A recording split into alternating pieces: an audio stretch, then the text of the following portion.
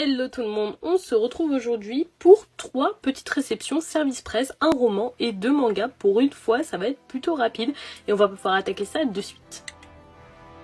On attaque avec un envoi de la part de Mangetsu, il s'agit de The Ice Guide and the Cool Girl qui a l'air vraiment génial. J'adore la texture de la couverture, enfin de la jaquette de la couverture, ça a l'air d'être vraiment un manga qui va me plaire. Je l'attendais avec beaucoup d'impatience, pour tout vous dire, je pense que je vais directement aller le lire parce que je l'attendais beaucoup trop, c'est vraiment une sortie qui me tentait.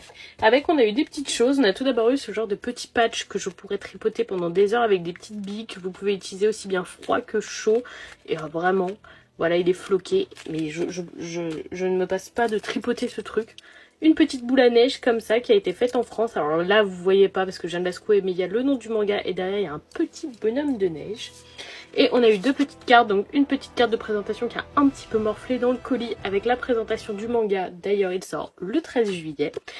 Et une petite illustration comme ça qui est trop mignonne avec les personnages principaux en chibi, je la trouve trop chouette.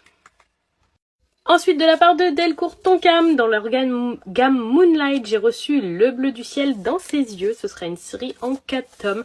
Comme d'habitude, en général, tout ce qui est proposé dans la collection Moonlight me plaît beaucoup. En plus, les planches ont l'air vraiment superbes. On voit qu'on a le thème de la musique qui sera un des thèmes principaux de cette lecture. Et vraiment, encore une fois, et comme d'habitude avec la collection Moonlight, cette lecture me tente beaucoup et j'espère qu'elle me plaira, mais franchement j'ai pas trop de doutes parce que j'ai jamais été vraiment déçue de cette collection. Il y en a que j'aime un peu moins que les autres, mais il n'y a jamais eu de flop dans cette collection. Et ensuite, de la part de 404 éditions, j'ai reçu La Tête de Mimir, donc ce sera dans l'univers Marvel et plus précisément dans l'univers de Thor, Loki et Odin. Et dans celui-ci, j'ai cru comprendre qu'on allait suivre Heimdall, alors ça tombe très bien, c'est un de mes personnages favoris avec Loki de l'univers Thor et plus largement de l'univers Marvel, donc je suis très contente, donc c'est un beau roman comme ça.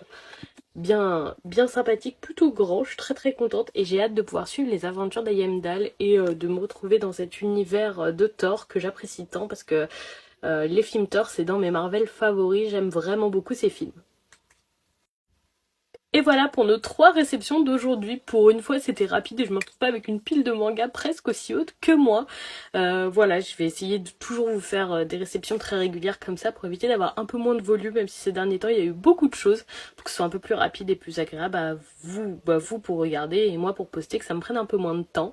Donc voilà, dites-moi si une de ces 3 lectures vous tente. En tout cas vous les retrouverez bientôt, d'abord en story et ensuite en post. Je vous fais de gros bisous et je vous souhaite une bonne fin de lundi tout le monde.